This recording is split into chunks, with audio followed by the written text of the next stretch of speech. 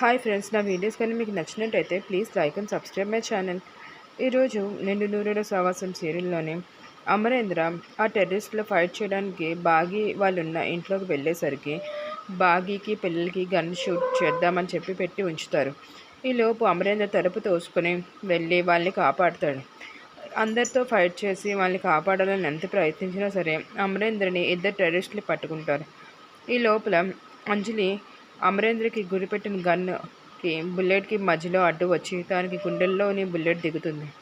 అది చూసిన అమరేంద్ర ఇంకా కోపోద్రికుడై మిగతా వాళ్ళందరినీ చెదగొట్టి అందరినీ ఆర్మీ వాళ్ళందరినీ అప్పగిస్తాడు.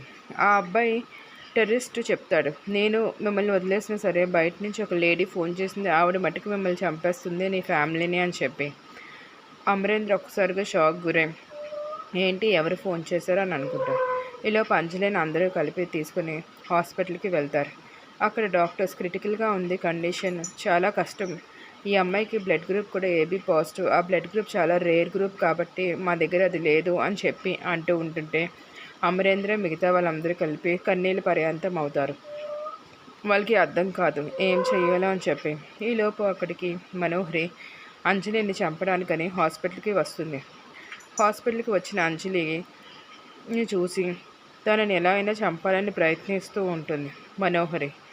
కానీ ఆ రూమ్లోకి వెళ్ళిన తర్వాత చేతి మీద మచ్చ చూసి మనోహరికి అర్థమైపోతుంది అంజలియే తన కూతురు అని చెప్పి.